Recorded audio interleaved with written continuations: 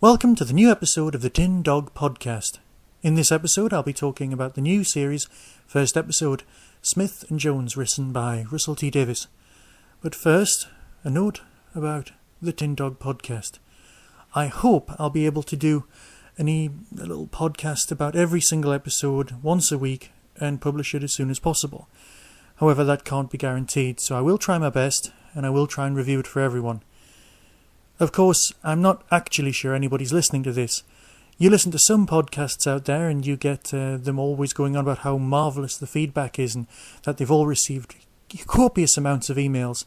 I've received none, and also I have no feedback at all on iTunes. So, just for the record, my email address is tin, that's TIN, -dog, DOG, at hotmail.co.uk. Of course, you probably just want to listen to this. According to Libsyn, my listenership figures are quite high, so it comes as a surprise that nobody's bothered to email me at all. Anyway, this week's show. Well, we've got the first episode of the new season, and of course we've got, a new companion. Apparently the press keeps saying that she's the first black companion, so let's not count Mickey Smith then, shall we not? To be honest, does it matter? I mean, it's 2007. We're just grateful we've got a TV show. The TV show's format is The Doctor and someone, and some people possibly. I kinda like it when there's a few of them. But anyway, short episodes, short stories, only need 2 people. Right. First off, I need to say I did enjoy this episode. Any gripes that I do have, and trust me, there's a couple, are just gripes. They're just my anorak showing through. The series will be good. I know this. Despite the gratuitous use of Mr. Saxon, which I counted twice so far, and I probably even missed some. On Saturday night, I didn't watch Doctor Who. It was somebody's birthday, and we went out, and my mind was going, the episode's recording, it's gonna be fine. And it was fine. So on Sunday afternoon I settled down and I watched it, and it was very, very good. However, let's face it, Martha's a new character, you need to introduce her. Now, Russell's idea of the show is primarily to have the Doctor and the Doctor's adventures seen from an Earth person's point of view, the Earth person representing the audience. I can see his argument. The old fans, we've been with it long enough to understand this. You need someone to go, what's going on? What's happening? And obviously this person needs to be different enough from Rose to not get on the press's nerves, and different enough for all the kids to notice and not to compare and all that. So what Russell's done is he's gone straight out and introduced her entire family. Yes, we're back to Buffy world, where you've got a shed load of characters who you don't actually care about, in the sense of, do you really want another episode with Mickey and Jackie? Not really. You don't want more members of the family. You'd quite like to go down the Disney road of having an orphan as the central character. Do you remember, have you realised that? Has anybody ever noticed? All the Disney films, central characters, orphans, or lone parents. There's never an atomic family. I know, not atomic, nuclear. Nuclear family, it doesn't matter. An atomic family for Disney. But Russell's decided to have the extended family thing, which of course means people are going to come back. She's going to talk to her friends. This is to make her more rounded. Can we not have someone completely cut off? Now, I know the last person who was completely cut off from everyone was Adric. Again, let's not go there. I, for one, didn't mind Adric. Okay, I'm rambling insanely. Let's discuss the episode. The first couple of minutes is spent just introducing Martha. You've got the Doctor showing up from the end of the episode in a kind of a time warpy, crossing his own timeline kind of a thing, which we all know how badly that goes, Paul McGann. And we've got other things happening as well. But I didn't enjoy the obligatory setting up of Martha's character. It just felt like I was watching Hollyoaks for a couple of seconds, and I was desperately trying just to listen to the gears grind as we got into the story. Oh, you see, I'm sounding like I didn't enjoy it. This is how fandom went horribly wrong in the 80s. We complained so much. Oh, I'm sorry. I just don't like the idea of Martha's family. Shall I crash on? I think I better. After Martha's family, she ends up... Oh, sorry. Did I not mention she's a trainee doctor? I'm assuming you've all actually seen the episode. If you haven't seen the episode, just stop listening. I mean, you know this is going to contain spoilers. You know this is going to just talk about the programme in a little bit too much depth. Just stop listening, find the programme, watch it, then come back. Potted plot. The doctor has discovered there's something going on at the hospital. He's checked in. She works at the hospital. Something does indeed go on at the hospital. The entire hospital is kidnapped and put on the moon. The reason it's put on the moon is because some aliens who look a little bit like Sontarans, but in fact they're descended from, I don't know, rhinos or something, turn up. They're the police. Yeah, because you've never even heard of them before.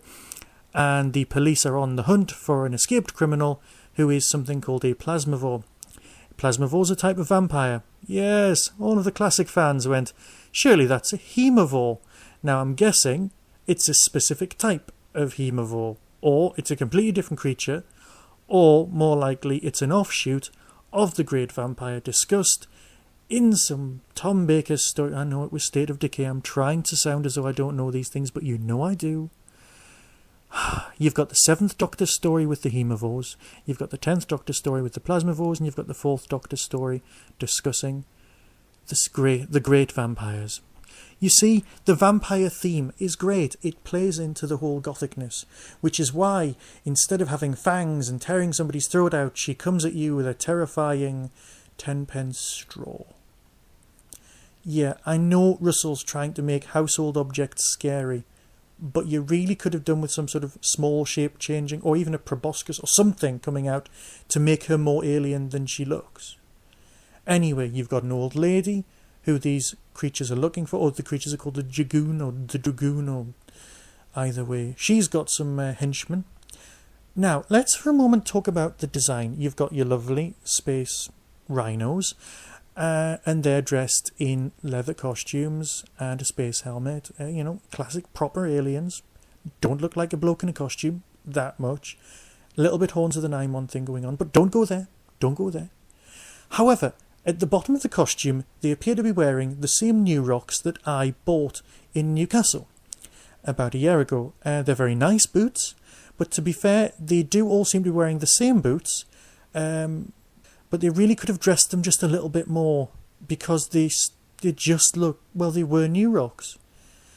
However, on the leather fetish front, we have to deal with several other things, i.e. the vampire's henchmen. They're pure leather all the way through, with a big shiny helmet. Now, far be it for me to say that there's some sort of context or subtext, or even, as the doctor said, someone involved in this has got a bit of a fetish going on. But to be fair, well, let's let everyone read their own things into that, shall we? Now, I'm digressing. The episode itself's very well done. It's got some lovely effects, the mill, always good. I've yet to see something that I haven't liked by the mill. The scene with the hospital moved to the moon did look very good, and of course everyone's going to run out of air. The standard thing where if the Doctor hadn't have got involved, the same storyline may have happened anyway, is kind of nagging at the back of my mind. Would the alien creature have got away with it? Would everyone just have died? I suppose they would have, but is it truly important? Either way, Martha is returned to Earth. She goes to her brother's 21st party. There's a lot of overacting and a lot of people with some extremely dodgy accents. And then a very odd thing happens. The Doctor turns up and asks her to go with him. Does nobody ever run off with the Doctor anymore? Does nobody ever hide on board the TARDIS or anything like that? He turns up and asks her. Does he really want to open himself up to that sort of thing? And then, of course, I've just remembered the thing. Of course, I was trying to repress the kiss. Yes, I'm not good with kissing in Doctor Who. I'm a prude. I'm an old-fashioned Who fan. I'm the person who just didn't like 1996's Kiss at all. But hey, times move on. The guys got too hot. Oh, there was a throwaway line that I must admit will mess with people's heads. I haven't checked the bulletin boards. People have probably discussed this to death already. But at one point the Doctor does imply that he had a brother. Yeah. Now, there's a whole thing about whether the Master was the Doctor's brother. Let's not go there. You can discuss that for yourself. But then again, he did say, I don't have a brother anymore, so it's kind of pointless. But it's worthy of note. So, the entire Doctor's family. You've got his dad, called Ulysses, only discussed in novels. His mother, also only discussed in novels. You've now got a brother. Of course, you've then got Lungbarrow, which is everyone comes from a loom, and he's from the House of... Tell you what, let's all ignore this, and I'll do a whole podcast on the Doctor's family another time. Let's all finish off this one by saying that the episode was very good. It was a nice introduction. Obviously, the first episode of a new season's always a bit juddery. Let's remember back. But the second episode, next week's, well, let's face it, the second episode of every season's been extremely good. And I'm hoping that for this one. It's got witches, it's got Shakespeare, it's got overacting in it, it's got strange history. Of course, it might have to join up with other mentions of Shakespeare, but that's not a problem. Right, I'll go now, and I will try and review next week's show. But let's face it, you'll watch it anyway. Remember, my email address is tin-dog@hotmail.co.uk. Thanks very much. Be seeing you.